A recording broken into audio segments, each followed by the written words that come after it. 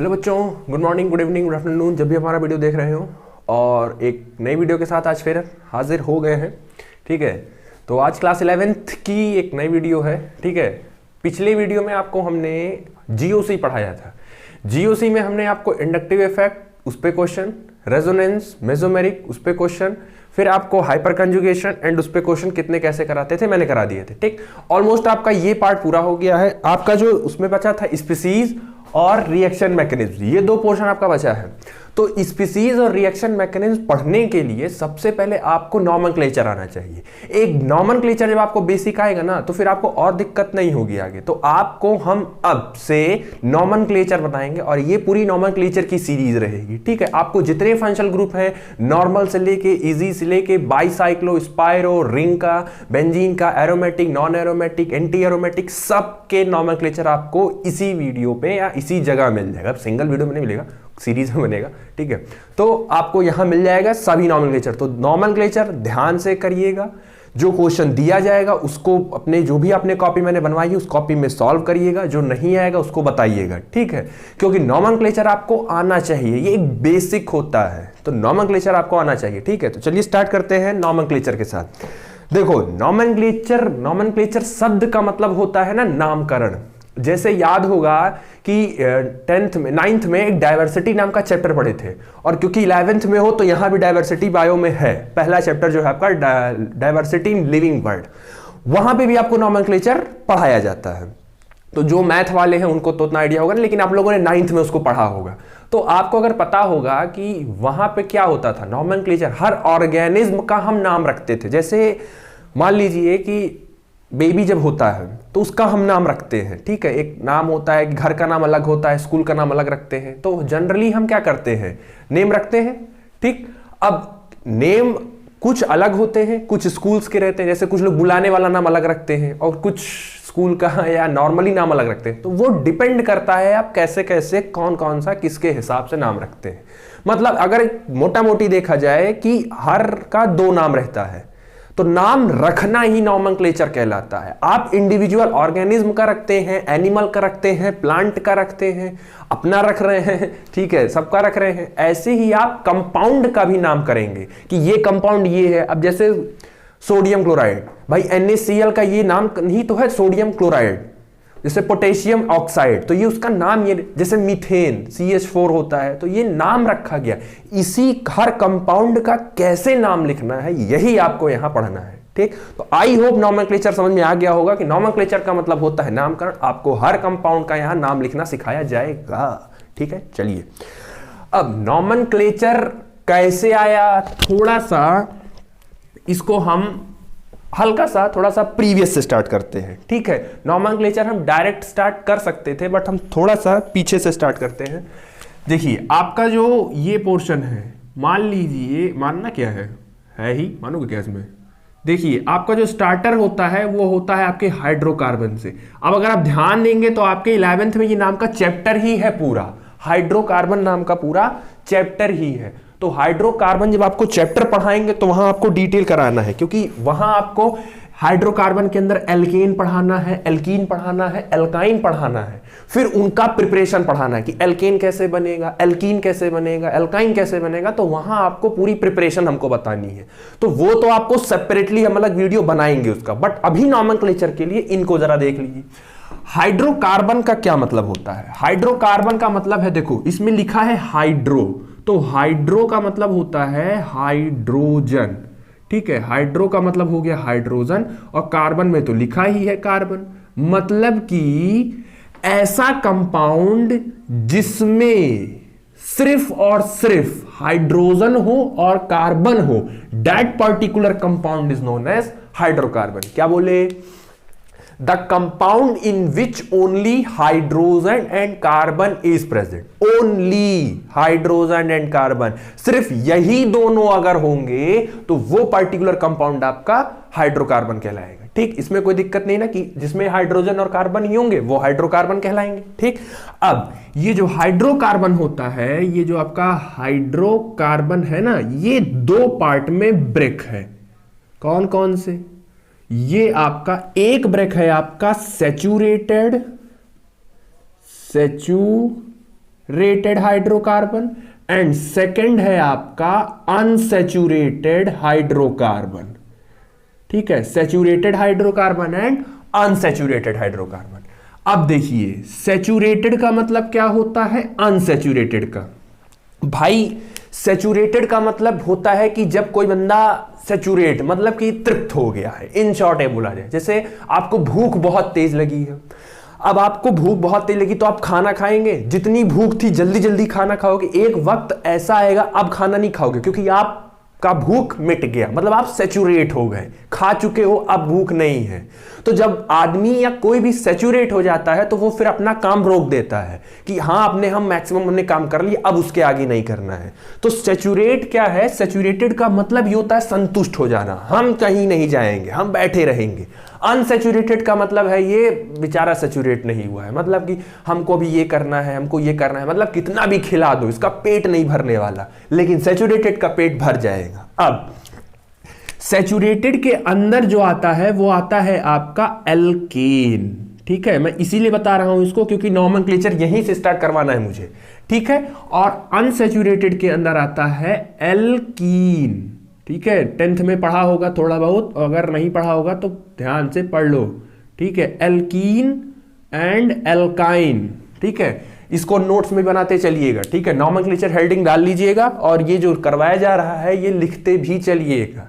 ठीक है, क्योंकि इसका नोट्स शायद ही मिल जाए, लेकिन रेफर यही करेंगे कि आप नोट्स बना लीजिएगा। ठीक है, तो सैचुरेटेड में आता है एल्केन, अनसैचुरेटेड में आता है एल्कीन एंड एल्काइन। ठीक, चलिए एल्केन जनरली सिंगल बॉन्ड होता है, एल्कीन जनरली डबल बॉन्ड होता है और एल्काइन जनरली ट्रिपल बॉन्ड होता है। पहले ये दिमाग में रख लो कि सैचुरेटेड में एल्केन आता है, अनसैचुरेटेड में एल्कीन एंड एल्काइन आता है। एल्केन सिंगल बॉन्ड होता है, एल्कीन डबल बॉन्ड होता है और एल्काइन ट्रिपल बॉन्ड होता है। ठीक, चलो अब देखो एल्केन को हम लोग पैराफिन बोलते हैं। क्या बोलते हैं, एल्केन को हम लोग पैराफिन बोलते हैं और एल्कीन को हम लोग ओलिफिन बोलते हैं, ओलिफिन। अब क्यों बोलते हैं एल्केन को पैराफिन, इसलिए बोलते हैं because alkane is less reactive. Alkane ना बहुत कम रिएक्टिव होता है और इसको ओलिफिन इसलिए बोलते हैं क्योंकि जनरली ये ऑयल सिंथेसाइज में हेल्प करता है। ठीक है, ऑयल सिंथेसिस में हेल्प करता है, पहला रीजन। और दूसरा रीजन इसका ये लिया जाता है, कुछ किताबें लिखती हैं कि ये मोर रिएक्टिव होता है, तो आप दोनों याद रखिए। ठीक है भाई, कोई पूछेगा तो दोनों याद रखना कि ओलिफिन इसलिए बोलते हैं क्योंकि जनरली ऑयल सिंथेसिस में इस्तेमाल करते हैं इसको। ठीक है, या ऑयल से रिलेटेड कंपाउंड में इसको इस्तेमाल करते हैं, इसीलिए इसको ओलिफिन बोलते हैं और मोर रिएक्टिव होता है। एल्केन को आप पैराफिन बोलते हैं और लेस रिएक्टिव होता है। ठीक, अब रीजन आता है कि एल्केन लेस रिएक्टिव क्यों होता है। ऊपर वाला हो गया होगा तो मिटा देते हैं इसको। ठीक है, देखो एल्केन लेस रिएक्टिव क्यों होता है। एल्केन लेस रिएक्टिव मतलब कि जनरली कार्बन और हाइड्रोजन ही होंगे। तो एल्केन का अगर हम एग्जांपल लें सिंगल बॉन्ड का, तो generally carbon single bond carbon, single bond carbon, यही आता है आपके पास। ठीक है, कार्बन सिंगल बॉन्ड कार्बन। अब रिएक्टिव का मतलब क्या होता है, एक जनरल टर्म में आप रिएक्टिव क्या समझते हैं। रिएक्टिव का मतलब ये होता है जब कहीं से बॉन्ड ब्रेक होगा। केमिस्ट्री में जब बॉन्ड ब्रेक होगा तो वो एटम खाली होगा, और खाली होगा तो वो किसी और के साथ रिएक्ट करेगा। तो पहले बॉन्ड ब्रेक होना चाहिए, क्योंकि जब तक बॉन्ड ब्रेक नहीं होगा तब तक एटम खाली नहीं होगा और तब तक वो किसी से रिएक्ट नहीं करेगा। क्योंकि ज्यादा रिएक्टिव का मतलब क्या है, जल्दी जल्दी बॉन्ड ब्रेक हो, जल्दी जल्दी रिएक्टिविटी हो। अब दिक्कत ये है कि कार्बन के बीच का जो सिंगल बॉन्ड होता है, इस सिंगल बॉन्ड की जो बॉन्ड एनर्जी होती है, सिंगल बॉन्ड की जो बॉन्ड एनर्जी होती है ना, वो बहुत ज्यादा हाई होती है। अच्छा कायदे से देखो, ये सिंगल बॉन्ड है भी कौन सा बॉन्ड, सिंगल बॉन्ड कौन सा बॉन्ड है, सिग्मा बॉन्ड है। कुछ याद है, sigma bond is more stronger than pi bond.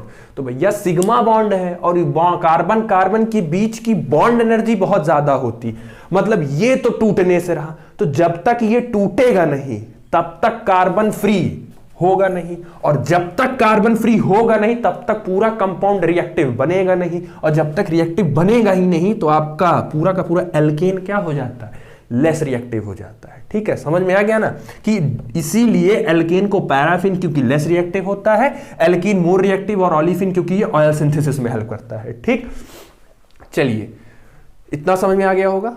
अब आगे देखिए, चलिए आपके पास 3 लोग हैं ना, तो एक बार हम फिर से कर देते हैं। कौन कौन है आपके पास?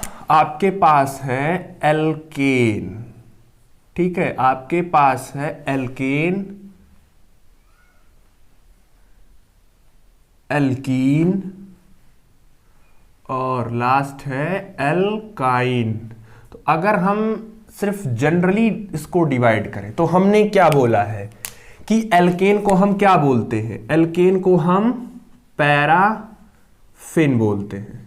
ठीक, एल्कीन को हम ओलिफिन बोलते हैं। ठीक, पहला पॉइंट हो गया। एल्केन जनरली सिंगल बॉन्ड होता है, एल्कीन जनरली डबल बॉन्ड होता है, और एल्काइन आपका ट्रिपल बॉन्ड होता है। ठीक, अब एल्केन का फॉर्मूला क्या होता है? आपके पास कंपाउंड होगा तो आप बताएंगे कैसे कि आपका दिया हुआ कंपाउंड एल्केन है। तो आपको दिया हुआ कंपाउंड एल्केन बताने के लिए आपके पास फॉर्मूला होना चाहिए। चलिए, आपके पास फॉर्मूला होना चाहिए, तो एल्केन को निकालने का जो फॉर्मूला है, एल्केन को निकालने का फॉर्मूला है CnH2n+2। एल्कीन को निकालने का फॉर्मूला CnH2n, और एल्काइन को निकालने का फॉर्मूला CnH2n-2। वेयर n जो होता है आपका वो नंबर ऑफ कार्बन एटम। ठीक है, ये आपका नंबर ऑफ कार्बन एटम होता है कि कितने कार्बन एटम है। अभी दिखा देंगे कैसे आपको नंबरिंग करनी है, कैसे नॉर्म लिखना है, कैसे आप क्या करेंगे, कैसे फॉर्मूला इस्तेमाल करना है, वो अभी क्लियर कर। बस अभी आप इतना जानिए, एल्केन को पैराफिन बोलते हैं, सिंगल बॉन्ड होता है, फॉर्मूला है आपके पास CnH2n+2। एल्कीन को ओलिफिन बोलते हैं, डबल बॉन्ड होता है, CnH2n होता है। एल्काइन आपका ट्रिपल बॉन्ड है, CnH2n-2 होता है, जहां n आपका नंबर ऑफ कार्बन एटम होता है। तो ये तीनों का फॉर्मूला आप याद रखो। अभी हम आपको बताते हैं कि कैसे तीनों को इस्तेमाल करना है। ठीक, चलिए देखिए, अगला आपका आता है nomenclature for word root. Generally आपको नाम लिखने के लिए वर्ड रूट की जरूरत पड़ेगी। वर्ड रूट का मतलब है कि कितने कार्बन के लिए कितना लिखोगे। जैसे अगर आपके पास 1 कार्बन होगा तो 1 कार्बन के लिए हम लिखते हैं मैथ। अगर आपके पास 2 कार्बन होगा तो उसके लिए लिखते हैं एथ। 3 कार्बन होता है तो उसके लिए लिखते हैं प्रोप। 4 कार्बन होता है तो उसके लिए लिखते हैं ब्यूट। 5 कार्बन होता है तो उसके लिए लिखते हैं पेंट। 6 कार्बन होता है उसके लिए लिखते हैं हेक्स। And for 7 hept. ठीक, 7 कार्बन के लिए हेप्ट हो गया। 8 कार्बन के लिए हम लिखते हैं ऑक्ट। 9 कार्बन के लिए नॉन।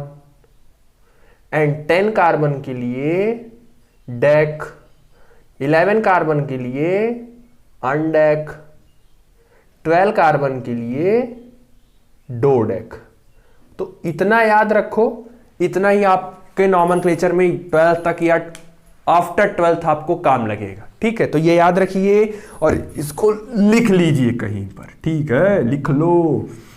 1 के लिए मैथ, 2 के लिए एथ, 3 के लिए प्रॉप, 4 के लिए ब्यूट, 5 के लिए पेंट, 6 के लिए हेक्स, 7 के लिए हेक, 8 के लिए ऑप, नॉन, डेक, अनडेक, डोडेक।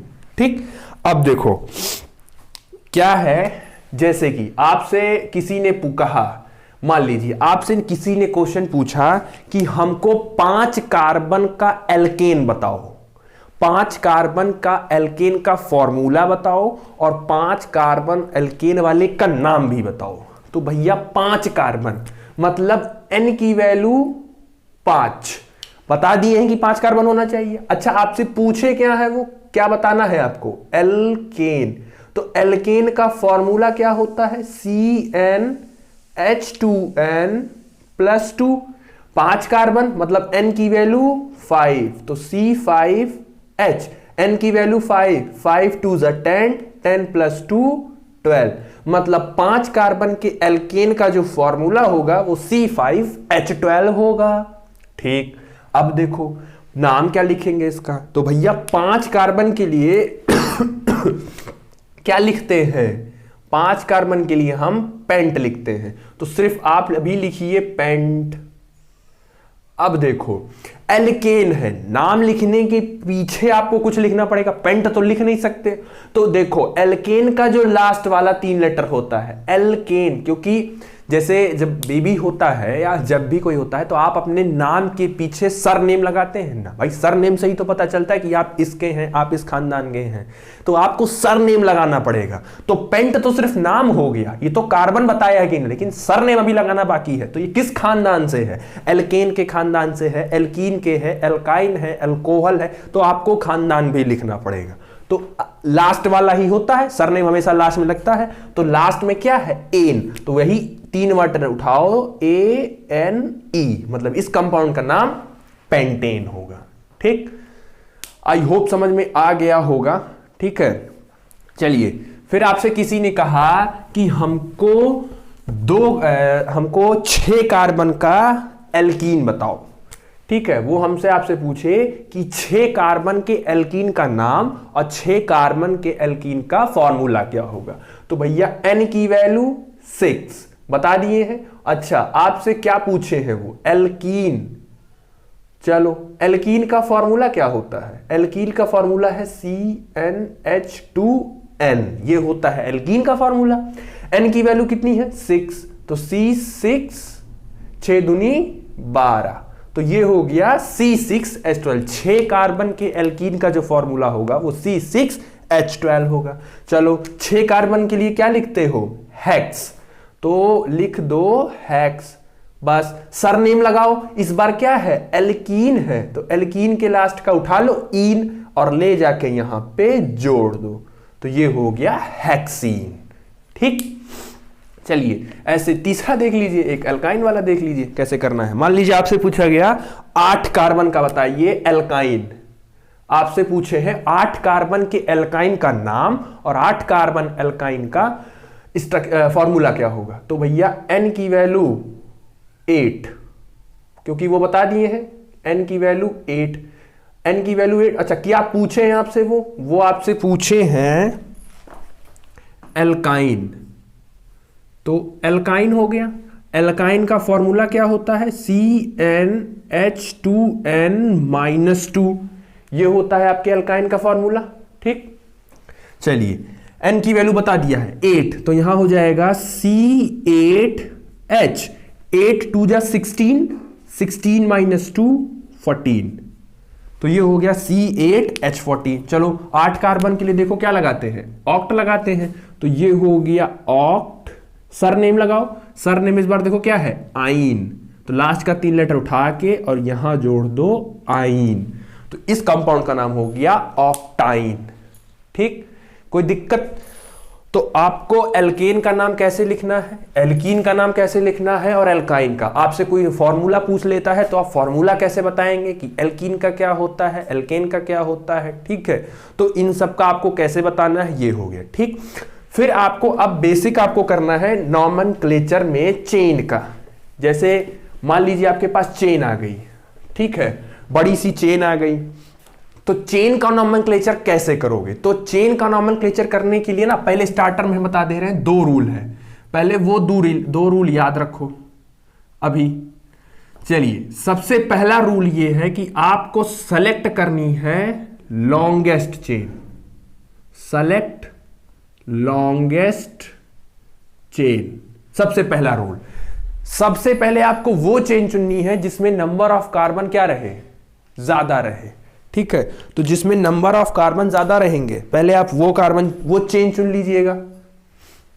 ठीक, सेकंड है कि आपको नंबरिंग उधर से स्टार्ट करनी है, नंबरिंग स्टार्ट उधर से करनी है जिधर से ब्रांचिंग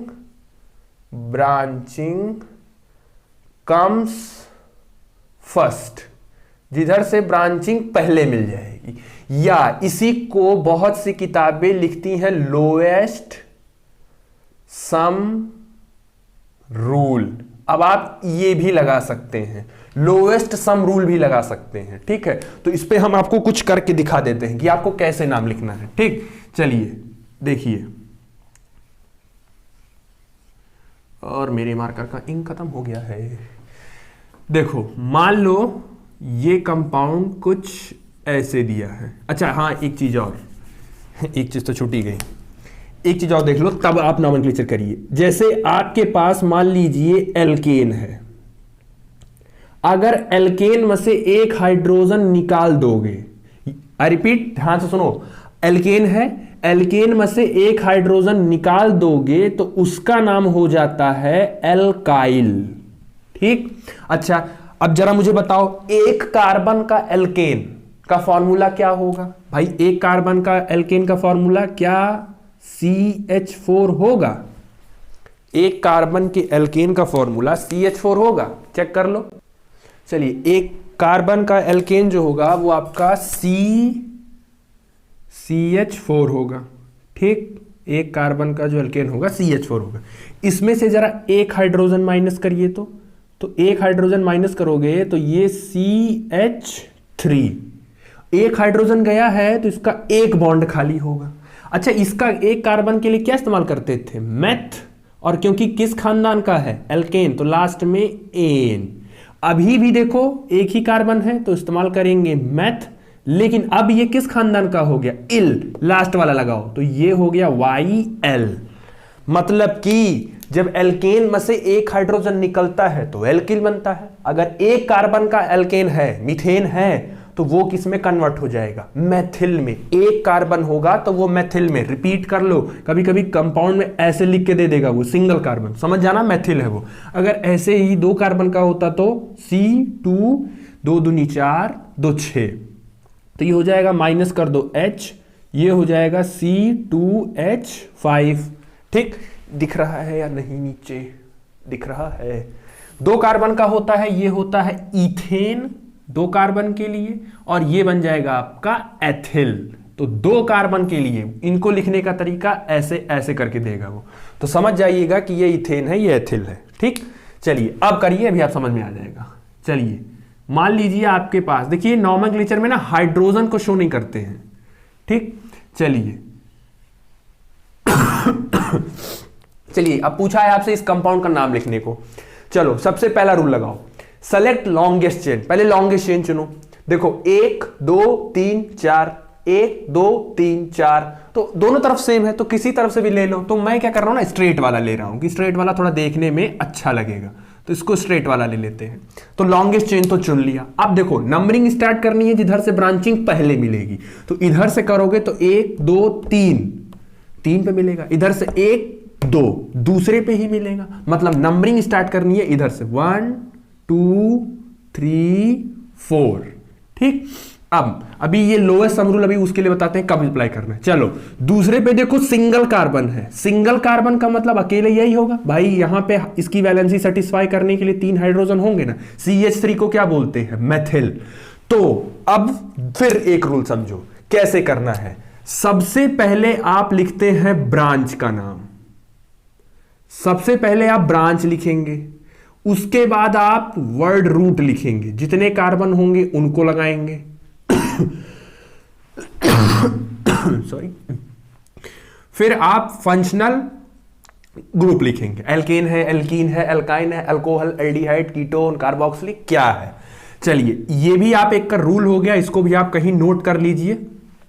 चलिए ब्रांच में देखो यही है, CH3 ब्रांच में। अच्छा CH3 को बोलते क्या है? मैथिल। तो ब्रांच का पोजीशन के साथ भाई किस कार्बन पर है? सेकेंड, तो 2 कौन बैठा है? मैथिल, तो 2 मैथिल। वर्ड रूट 4 कार्बन के लिए ब्यूट, किस खानदान का है? सिंगल बॉन्ड है तो खानदान एन, तो तो ये हो गया आपका नाम 2 मेथिल ब्यूटेन। ठीक, आई थिंक आपको समझ में आ गया होगा। ठीक है, एक नया करते हैं, दूसरा क्वेश्चन करते हैं। इसके लिए ये याद रखना, पहले ब्रांच पोजीशन के साथ लिखनी है उनको। ठीक है, चलिए अब हम इसको मिटा देते हैं।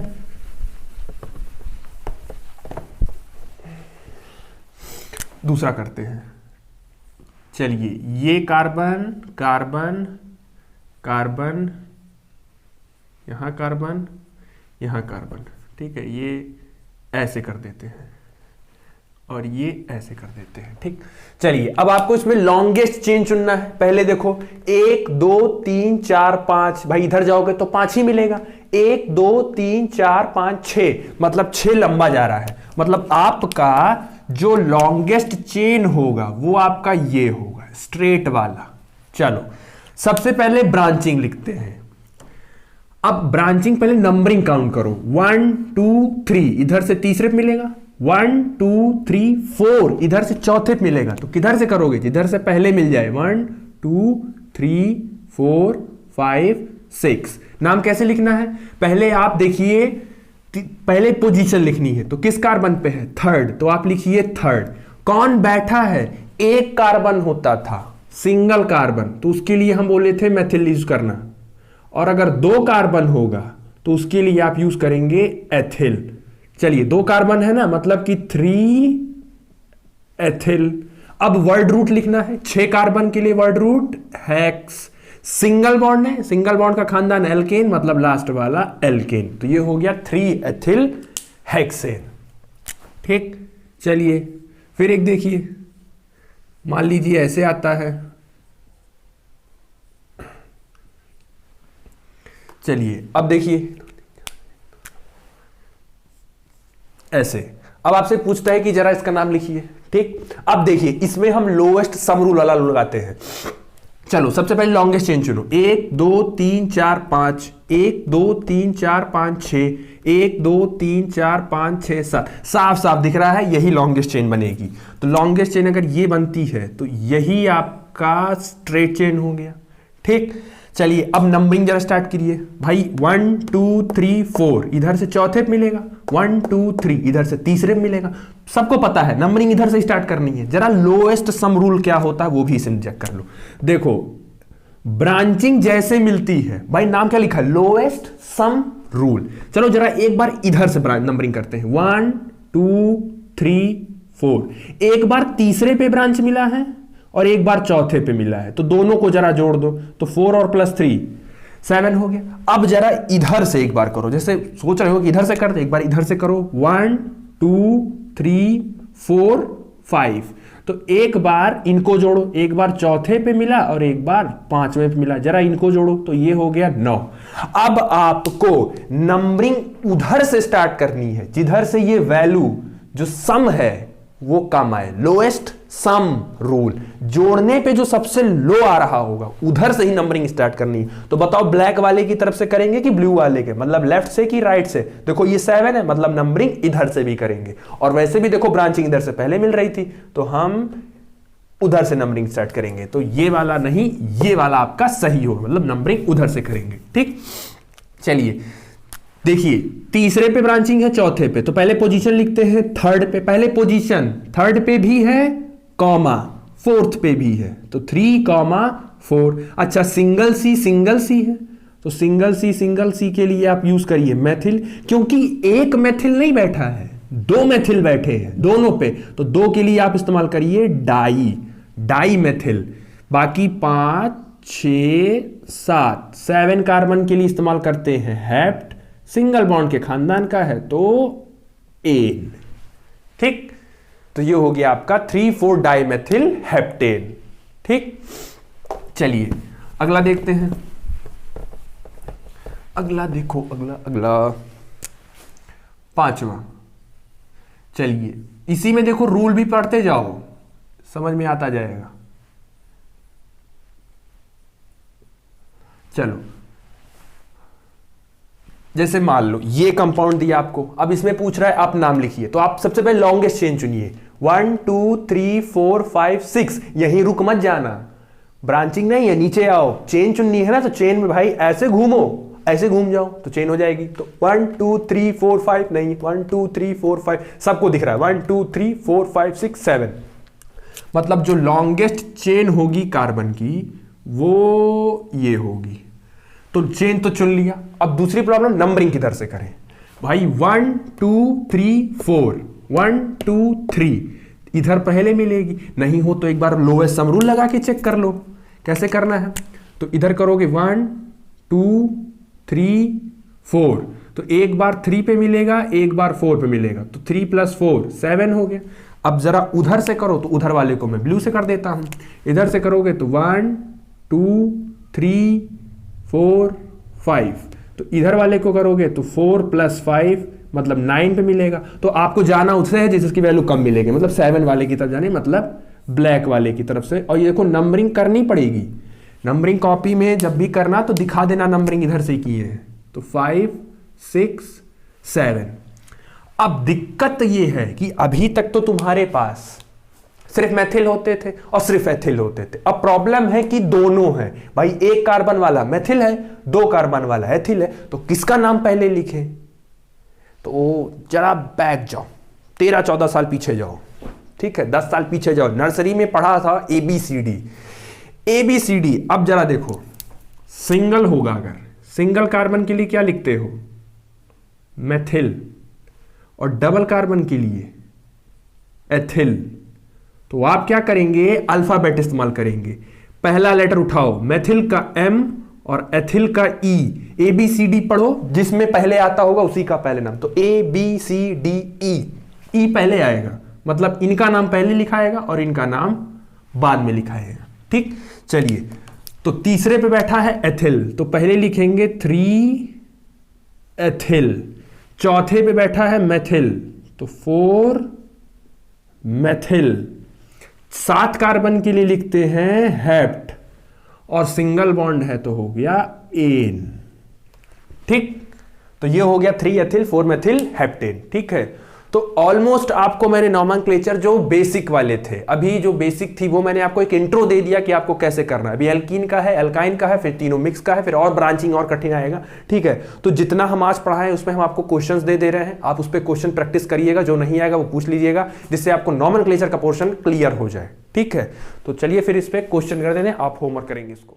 तो ये मैंने आपको कुछ क्वेश्चंस दे दिए हैं, ठीक है, इन क्वेश्चंस को नोट कर लीजिए, और जो भी मैंने आपको कॉपी बनाई है केमिस्ट्री की, उस कॉपी में इसको रख के सॉल्व कर लीजिएगा। ठीक है, नोट्स बनाते रहिए खुद से।